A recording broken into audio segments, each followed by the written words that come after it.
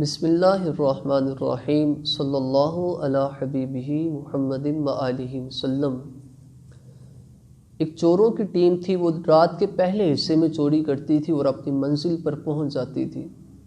ایک دن ایسا ہوا کہ رات کا کافی حصہ گزر گیا اور کوئی ایسا قافلہ نہیں ملا کہ وہ چوری کرتے۔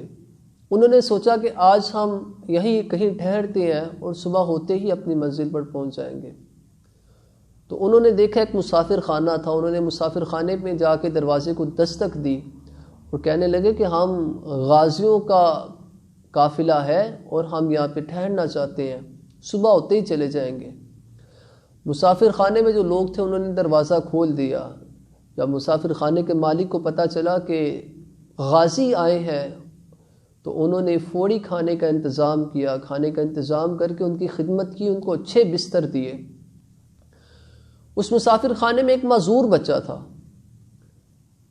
تو اس مسافر خانے کے مالک نے ان چوروں کا بچا ہوا پانی اس کی ماں کو دیا اور کہنے لگا کہ یہ غازیوں کا بچا ہوا پانی ہے اور اس میں اللہ تعالیٰ نے برکت رکھی ہے، تم اپنے بچے کو یہ پانی ملو، انشاءاللہ اللہ تعالیٰ اس کی معذوری کو دور فرمائے گا اور اسے صحت و تندرستی عطا کرے گا۔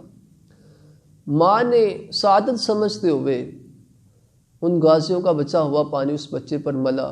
وہ دل ہی دل میں شرمسار ہو رہے تھے کہ ان کو حقیقت کا پتہ نہیں ہے۔ جب بچے کو پانی ملا گیا تو وہ سو گئے، صبح ہوتے ہی وہ غازی چلے گئے۔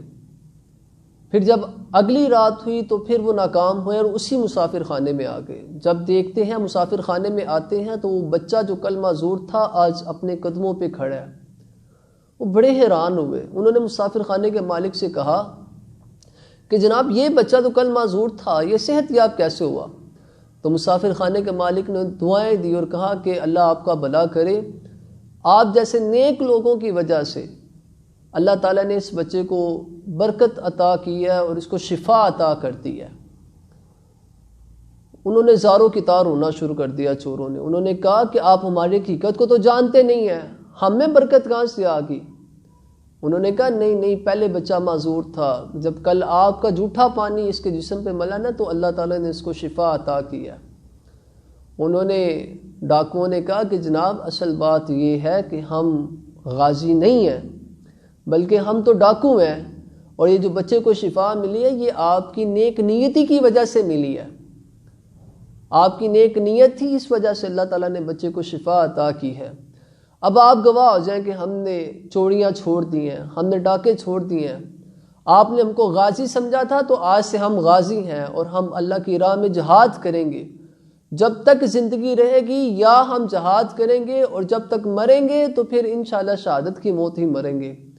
اور پھر مورخین نے لکھا کہ جب تک وہ زندہ رہے تو میدان جہاد میں زندہ رہے اور جب دنیا سے گئے تو شہادت کی موت پا کر گئے۔ بعض اوقات ہماری کہی ہوئی باتیں دوسروں کے حق میں بہت سود مند اور فائدہ مند ثابت ہوتی ہیں، اس وجہ سے ہر بندے کے سمجھانے کا انداز مختلف ہوتا ہے۔ ہمیں ایسا انداز رکھنا چاہیے سمجھانے کا کہ دوسرا بندہ جلد قبول کرے، نہ کہ دوسرا بندہ بیزار ہو۔